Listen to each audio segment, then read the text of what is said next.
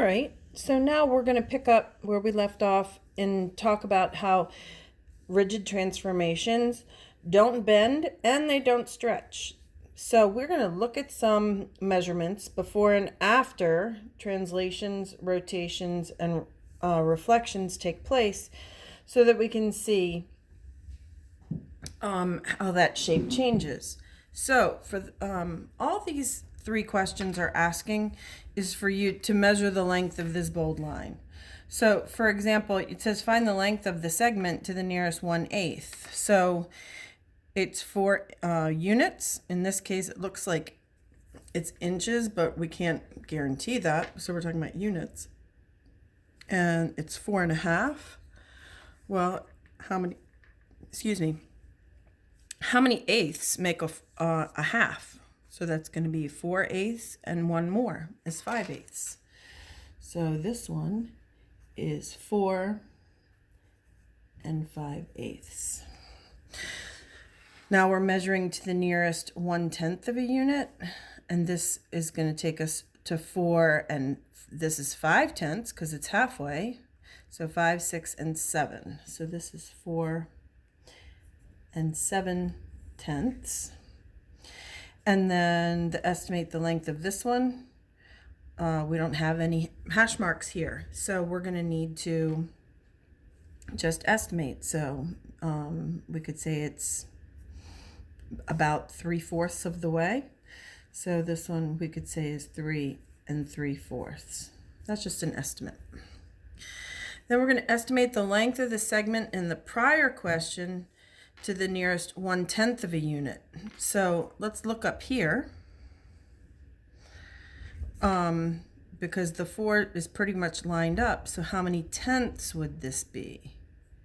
So it would probably be about between, so 3 and about 8/10, or 7, between 7 and 8. And so we know that that would be 3 and 75 hundredths, which is the same as 3/4. Okay, now we're going to look at this bottom part where it talks about sides and angles. We're going to translate this polygon A so that point P goes to point Q. And in the image, we're going to write the length of each side in grid units next to that side. So we can see that this side unit, I'm going to use a different color so that y'all can see better. This is 2, and this side is 2, and this side length is 1, and this side length is 3, and this is 2, and this is 4, 1, and 1. So now when we translate this to the right, P is now going to go 1, 2, 3, 4, 5 units to the right. And we know this line segment here is 2. So we don't need to move all the points because we know that a rigid transformation is going to result in exactly the same shape. So we can start with this, this point Q and look at the relationship to see how this, I'm going to go down 4 and over 2. And we can see that, yes, this is 4, this is 2. Then we go up 3, over 1, and 2. And here's 2, 1, and 1. So our translation did result in a congruent shape where the sides are all the same length. It didn't bend and it didn't stretch. The size did not change.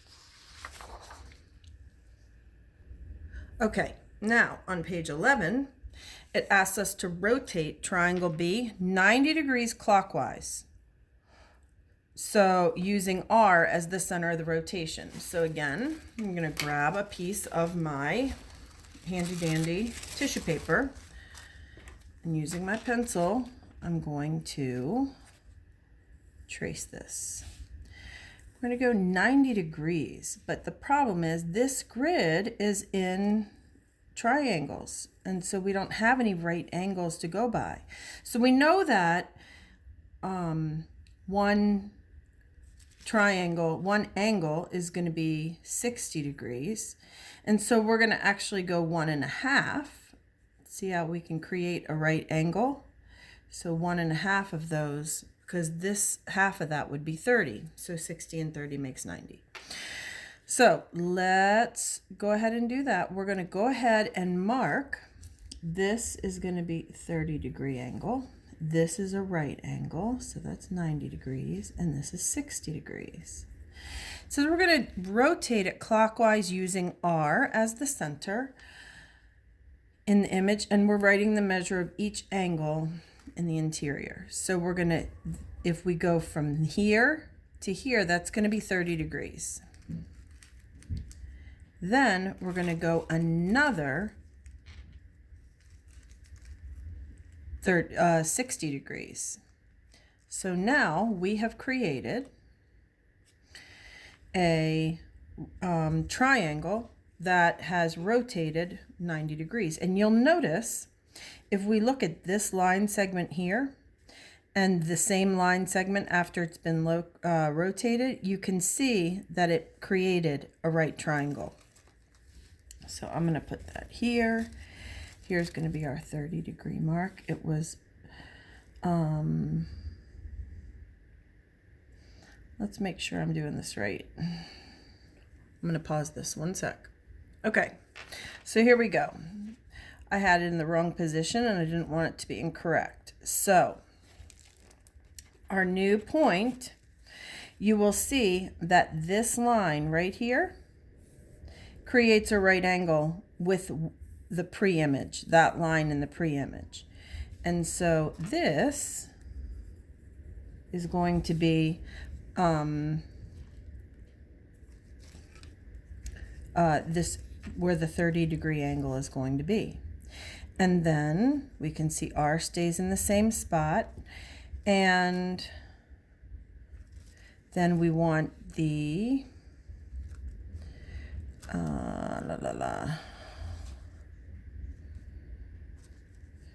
we want this side of the triangle to be at right angle with this side of the triangle. So that is going to be about there. And so we can see that if we connect these points,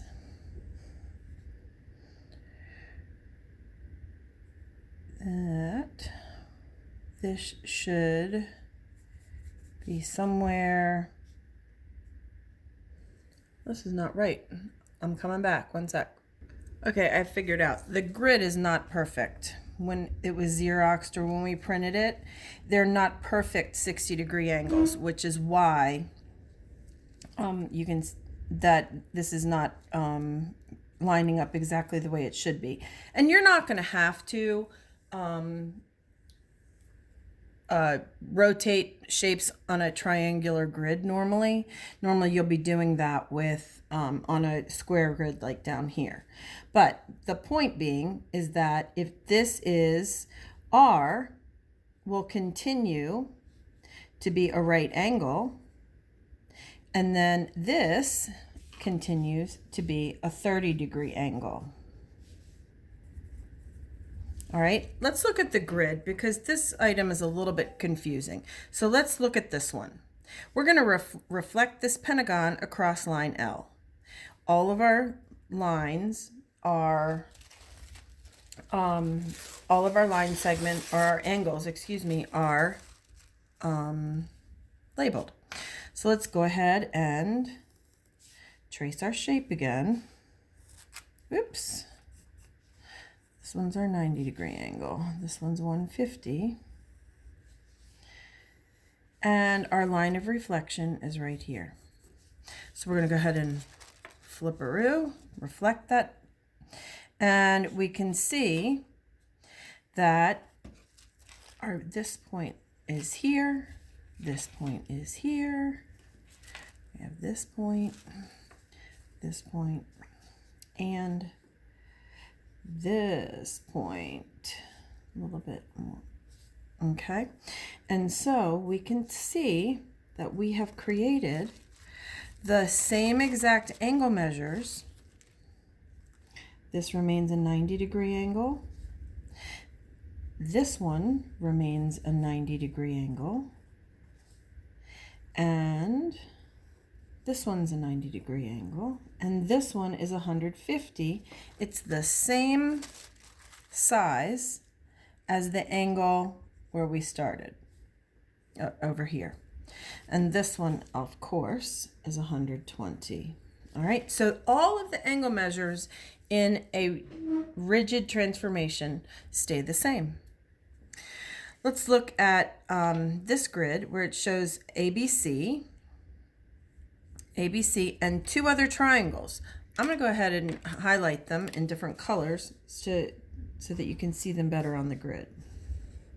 So here we have ABC, and here we have EDB, and CFG. So this is asking us, you can use a rigid transformation to take triangle ABC to one of the other triangles, and which one, and think about how you know. So how do we know that which of these is the transformation of that? Well, we can take our tracing paper and trace ABC. And we can put it over here by rotating. We can see that those sides are not the same. We know that the sides have to stay the same.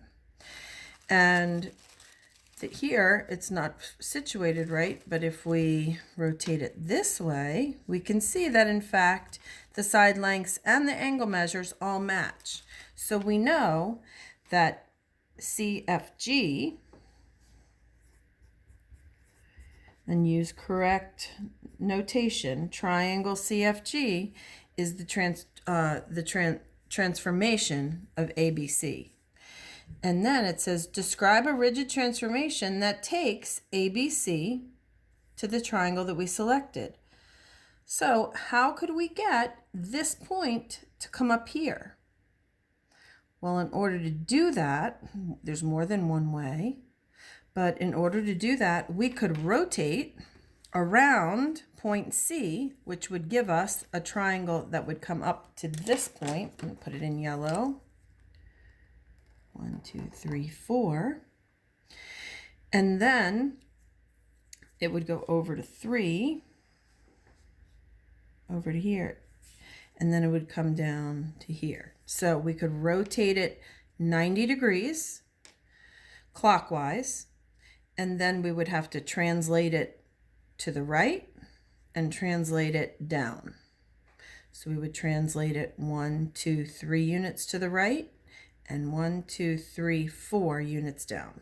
Okay? I love this problem.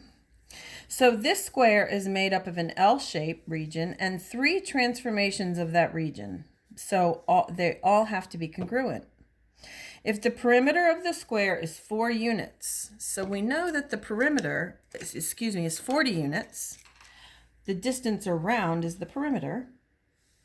Therefore, each side has to be the same. So we know each side has to be 10 units. Because 40 divided by 10, or by 4, is 10. Now, we can see that this has to be equal to here. So we can see that each of these little segments here is how much. If the whole thing is 10, this is going to be 5, so each of these is going to be 2.5. Okay, so if we just started with that L shape, the original L shape, I know it's not perfect, but then we know that this side has to be 3/4 of 10, which is going to give us 7.5. This is going to be 2.5. This is going to be 5. This is 2.5. This is 2.5. And this is going to be 5. So now all we have to do is add those up. So these two will make 10, 20, and then two groups of 2.5 makes 5. So the perimeter of each L shape is 25 units. Okay, don't forget, I want you to take the time to read the lesson summary.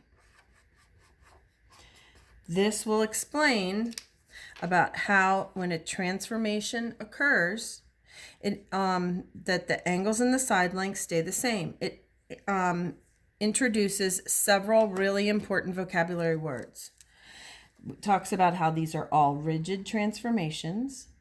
Remember, rigid transformations means that nothing changes except for where it is positioned in space, or its orientation, how it is sitting. Okay? It talks about corresponding sides and corresponding angles. And we can see that the corresponding angles in this example, that this angle is 71 and 6/10 degrees. Therefore, the corresponding angle to this triangle is going to be up here because they have the same measure. The corresponding angle for angle C is going to be D because they have the same measure. And then the corresponding measure for A, where it's 63 and 4/10 degrees, is those are corresponding. Remember, corresponding